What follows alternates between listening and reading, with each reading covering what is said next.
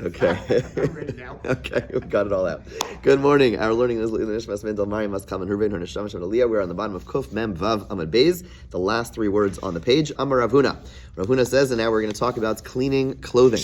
Okay, so some very relevant halachos. Amar Rav Huna Haminar. Now we're on the top of Kuf Mem Zayin Amud Aleph. Haminar Talisa b'Shabbos. The person who shakes out their cloak, their clothing on Shabbos to clean it, Chayiv Chatas. You are liable for a Chatas. Okay, so there's machlokas here between Rashi and Tosfos as to whether or not this clothing that we're talking about has liquid on it or not. Tosfos says that in order to be chayav for laundering, which is what we're talking about, there has to be liquid, and therefore when the Rav Huna says that you're shaking out your clothing, they're chayav chatas. It's not a case where like some dew or some rain or whatever it is, you have a little bit of rain or whatever water, and then you're shaking it out to clean out the clothing. Okay, that's what he says. However, Rashi disagrees. Rashi says, no, that's not true. You could also do form of laundering, even if it's just a dirty clothing, even if there's no liquid on it, just you shaking out your clothing, then there's also a form of cleaning. And we rule stringently, like Rashi, that as we'll see, there's some qualifications, but the bottom line is that a person has a stain on their clothing, and they go ahead and they're removing the stain on Shabbos, according to Rashi, which again, with the way that many paskin, that you would be chayiv chatas for doing so. Okay, so very, very important. Again, it's natural. If we have a little stain, we go ahead and we start cleaning it off, not to do that on Shabbos. Okay, says the Gemara though further, it gives some qualifications, which we'll unpack. V'lo amran ela b'chadati, we're on Kuf Mem Zayin Amud Aleph, and right at the top of the page, v'lo amran ela b'chadati. So the Gemara qualifies this and says this is true only if it's a new garment. Aval batiki, if it's old, leislan ba. There's no issue with shaking it out. Now, there's a lot of discussion, debate about what does it mean new, what does it mean old. At what point is some say new means like you literally never wore it before. This is the first time you're wearing it. Others say no, as long as it's still like in a fresh state, which I think for much of our clothing that we wear today would still be considered new. In other words, as long as it's in a fresh state, at what point when our clothing starts getting worn out, many of us stop wearing the clothing. So it's not exactly clear how to distinguish between new and old. Okay, v'lo amran ela b'ukmei, and this prohibition only regards to black garments. Aval b'chivari v'sumke, if it's white or red, leislan ba. Okay, there's no issue, because if it's white or red, certainly if it's white, we can understand that you don't necessarily see the stain. If you have like dust on it, you're not necessarily going to see that stain. Okay, v'huda kapit alayu, and this only applies if a person is particular about it. Now, many understand this last issue to be like a trump card. In other words, even if it's white, even if it's new, if you care about it, then it's going to be problematic. So if you live in a place, or you're a type of person where it doesn't matter, people wear dirty clothing, or maybe you're like a kid and it's kids' clothing and kids walk around dirty, whatever it is, then maybe that would not be a problem. But certainly for an adult, you do typically care about it, and therefore any situation where a person does care about it, then you would be in violation. But if it's a situation where a person would not care, then there would be no violation. Okay, now we have some stories about this. Ula ikla Pumbedisa. Ula went to Pumbedisa. Chazar abana to come and when he saw that the scholars saw that the sages were shaking out their coats on Shabbos. Amar kemechalin rabana Shabsa. So Ula started screaming out. He said, "You're desecrating Shabbos." Amalahu Rav Yehuda. Rav Yehuda, who was the head of the yeshiva there, said to the students, "Nefutze le'ba'ape, go over to Ula and wipe out your clothing in his face." Okay, again, no, there's no they're not exactly playing nice in the sandbox, but the point is that he was saying that don't worry about him. Anan like Kaptin Amidi. He says you could do it. Don't worry. Don't be overawed by Ula saying you can't do it. In our location, people wore dirty clothing. I don't know, Pumbedisa was a muddy place, whatever it is. People wore dirty clothing, and therefore you don't have to worry about shaking it out, because since this was people wore dirty ones, it's okay for you to clean it out, and you could ignore Ula. Okay, Abaya have a kame Rav Yosef. Abaya was once standing before Rav Yosef. Amra le Rav Yosef said to him, "Havli kumsai, give me my cap." Chazdik atala alei. Abaya, who was a student, saw that there was some dew on it. Havekam lemeis filei, and therefore he didn't want to give it to him. He was afraid that he was going to shake it out as Rav Yosef took it, just naturally. If you take something before you put it on, you would shake it off before you putting it on his head. And Abaya was concerned because there was dew on it. Amr le, Rav Yosef said, "Nefut shadei anan le kaptin amidi." He says, Rav Yosef understood what was going on.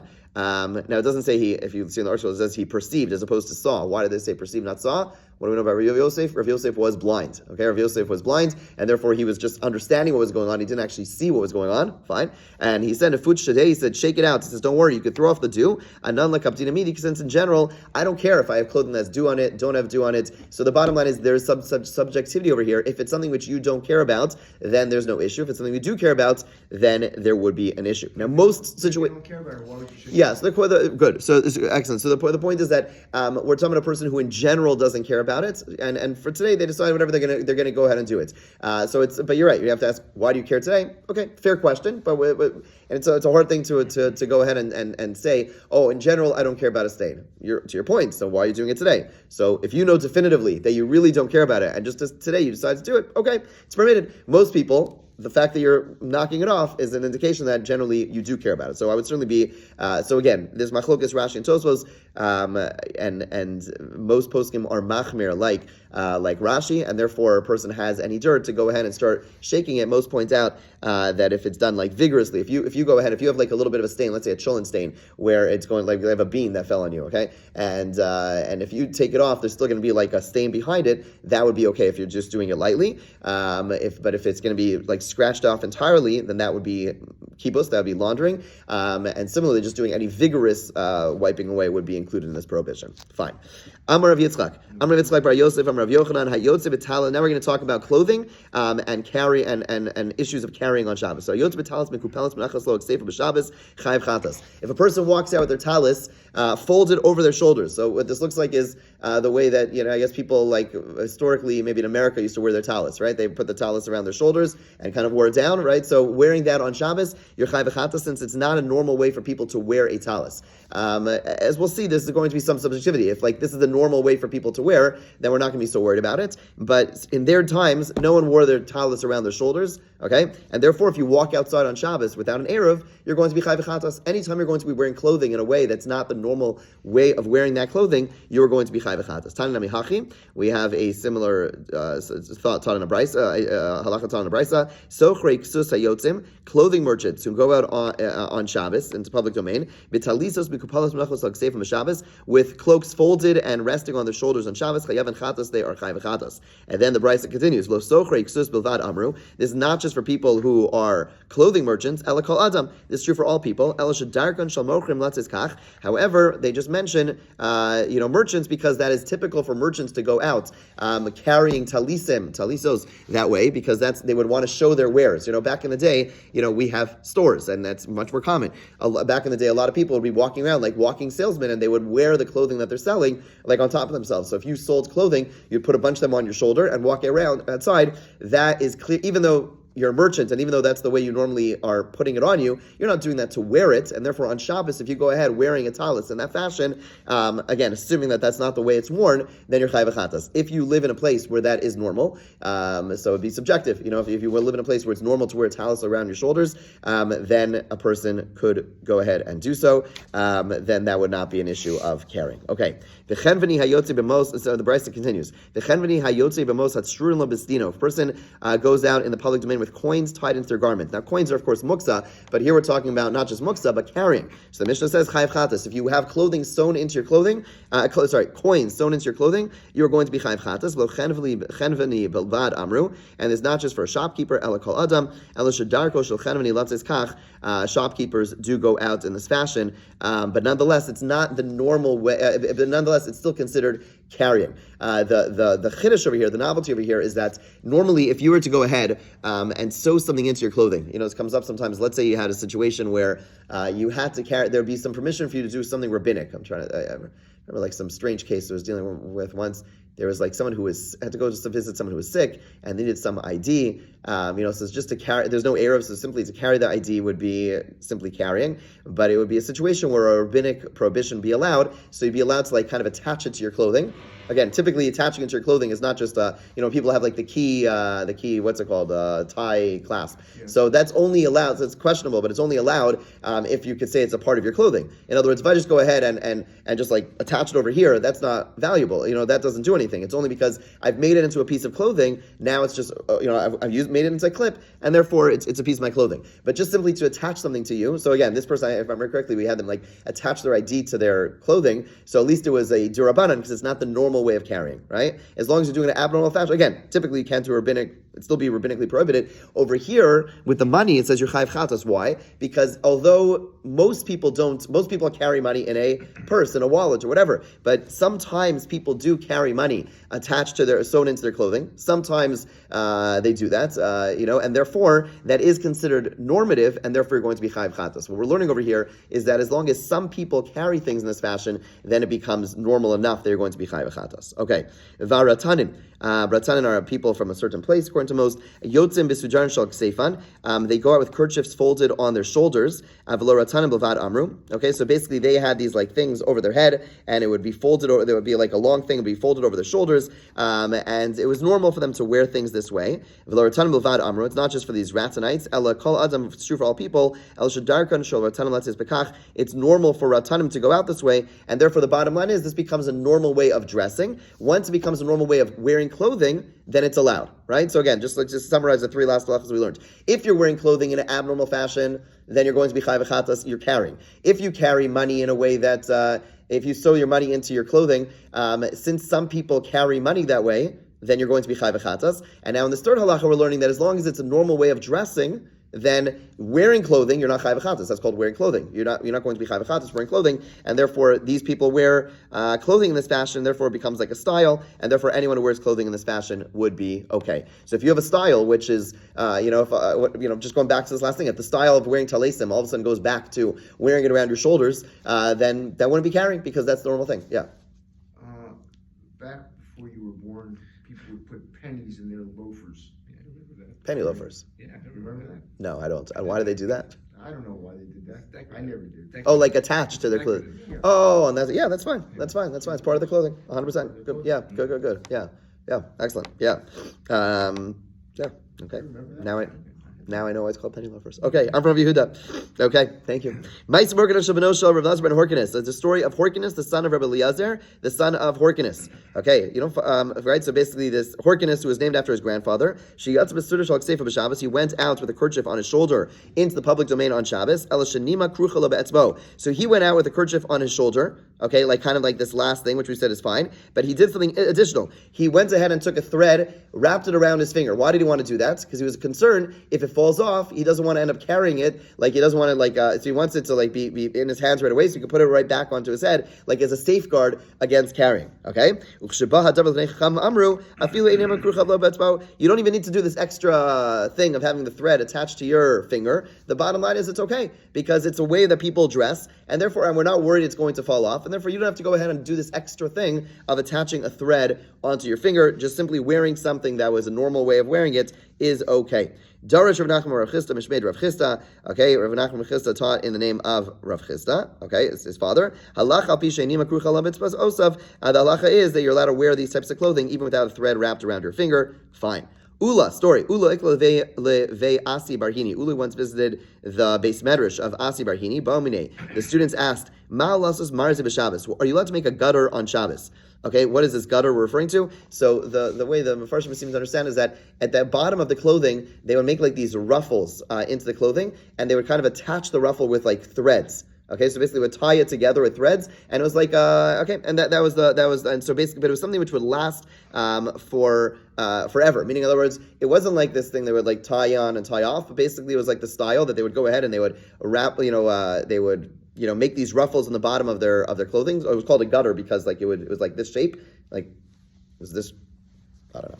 Okay, this is the clothing, and at the end of the clothing, it would go like this, right? So this was a gutter, and they would it wasn't sewing, but they would kind of attach it with threads in a way that it would last. Amar lahu, hachi amar Rav Ilai, last Marz b'Shabbos, it is asar. My Marzev, what is this gutter? Amar Rav Zera, kisei bavli yasad. It's the gutter, Babylonian pockets, okay? That was the term that they used in those times. They're called Babylonian pockets. Rav Yirmiyah have a yasab k'mei Rav Zera. Rav Yirmiyah was once sitting before Rav Zera. Amar lei, he said, hachamai, and he showed him a certain fold. Amar lei aser, he said it's aser. V'achimai, and he showed him another type of fold. He said Amar lei aser, it's aser. Rav Yirmiyah is my hero. If you look throughout all of Shas, he has the most he is the most annoying student in the world. In other words, he asks like a billion questions. There's like a Gemara talks about like chicken that's like at that that if it talks about when like a chick goes too far from its home. If it goes 50 amos, like it belongs to the people of the house, and if it's beyond that, and it's like then anyone could take it. And he says like, what if 1 foot's over here and 1 foot's over there? Like the Gemara actually says at one point they threw him out of the base matter. She asked like too many questions.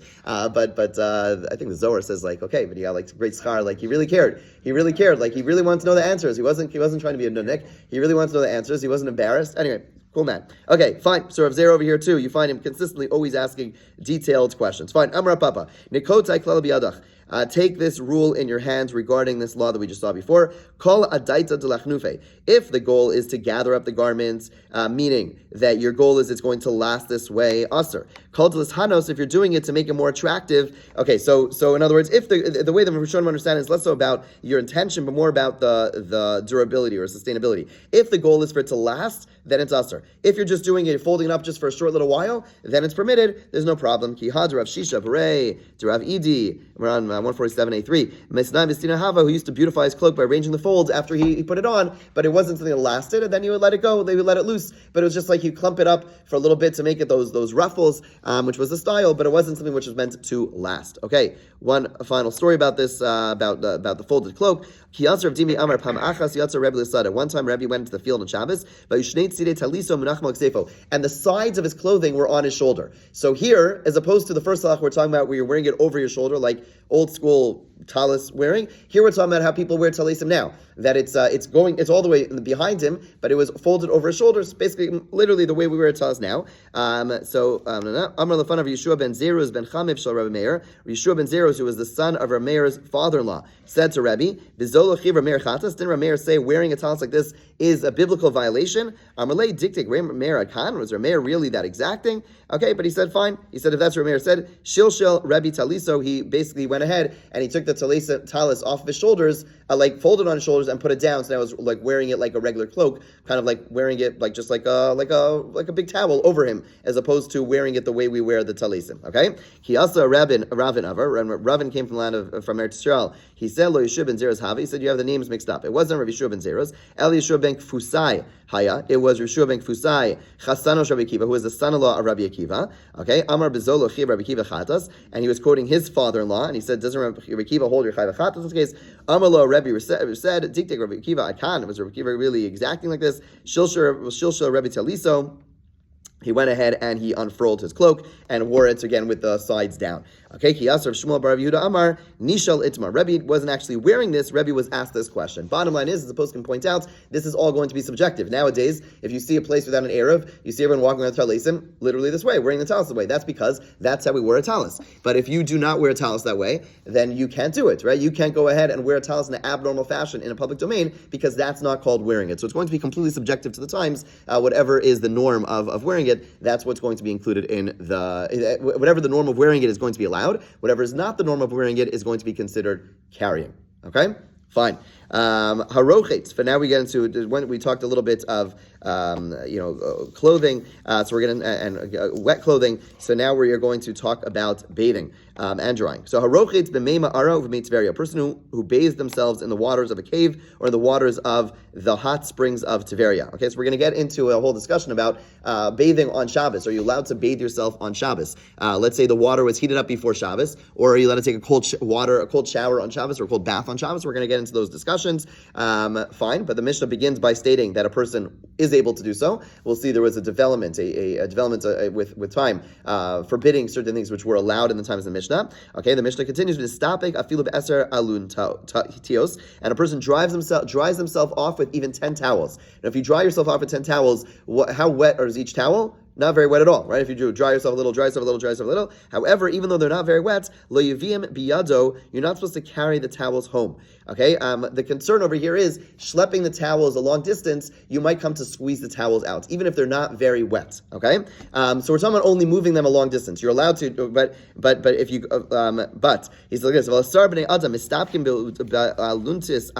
10 people are allowed to dry themselves with one towel. Their face, their hands, and their feet.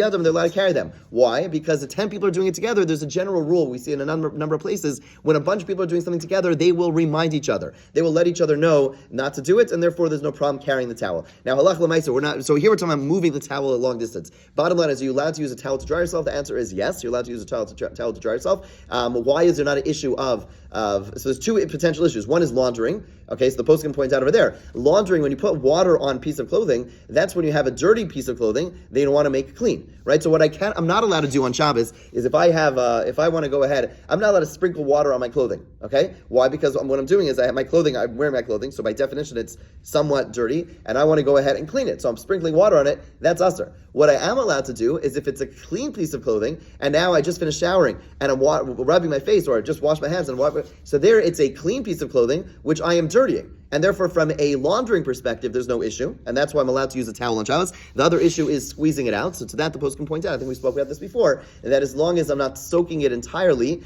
if I soak it entirely, there's more of a concern. Certainly, one person should not soak a piece of clothing entirely. So because there's a concern, you might go ahead and squeeze it out. Okay, but you could go ahead if, let's say, any part of your body, even your hair, right? There's a machlokas about this, but many poskim say that you're allowed to go ahead and dry your hair on Shabbos. That's not an issue either. Again, there are those who say you should pat dry your hair, but there are many who say that you're allowed to just dry your hair as long as you make sure that the towel doesn't get soaked with water. Certainly for us men, that's usually not an issue. What's it called? But whatever, if you have like a lot of hair, then you're soaking. You have a towel, it's going to get soaked. Fine, so use 2 towels, 3 towels, or you pat dry. But a regular, regular drying, that's not going to be an issue. Okay. Sachin, we're allowed, so once we're talking about cleaning yourself and washing yourself, sachin umeshmeshin, you're allowed to apply oil to your skin and massage the body by hands. In other words, you're allowed to put oil, so if you have like dry skin on Shabbos, you are allowed to place, it's a little, whatever, you're allowed to place the oil in a general sense on Shabbos, if it's like directly on a dry area, that does, you get a little tricky in terms of it being seen as therapeutic, but just simply to put like oil on your body, if it's not like very, very excessively dry, you're allowed to do so. Avalomis almond, you're not allowed to massage vigorously. Some understand what this means. Lomis almond is not talking about the oil and massaging it vigorously, but it's actually talking about exercise. So you're not allowed to do like vigorous exercise on Shabbos. Light exercise, light stretches would be allowed, but vigorous exercise, sweaty exercise would not be allowed according to that interpretation. V'lomis garin, you're not allowed to scrape the skin. This was done as like a weekday activity of something they would do. There's no like intrinsic malacha, but it is not allowed.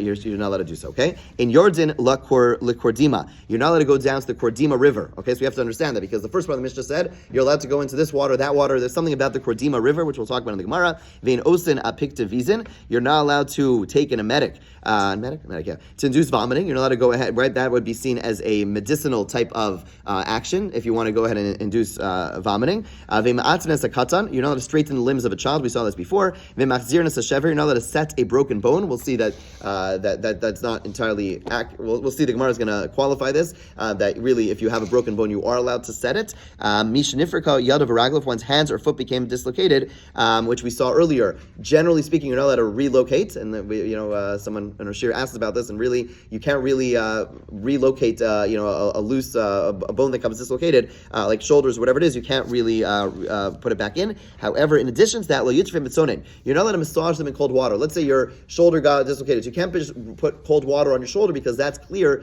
they're doing so for therapeutic purposes. You're allowed to take a regular bath. Again, we'll qualify that later about taking a bath with cold water, but certainly in the times of the Mishnah, you're allowed to take a cold bath in your whole body, then it doesn't appear, like if I'm just doing it on my shoulder, then that looks like I'm doing something therapeutic. If I'm just bathing my whole body, okay, that's fine. If I'm nisrape, and if you heal, you heal, right? We saw this before. You're allowed to do things which, as long as it's not like overt, that you're doing it for medicinal purposes, for therapeutic purposes, it's allowed. So like, if everyone, has Ricola candy, because that's fine, and, you happen to have a sore throat, that's fine, because that's just, again, seen as normal. So if I'm bathing my whole body, even though I have a dislocated shoulder, that's fine. But if I'm doing something which is overt, that it's being done for medicinal purposes, then that cannot be done. We'll pick up tomorrow. Have a great day.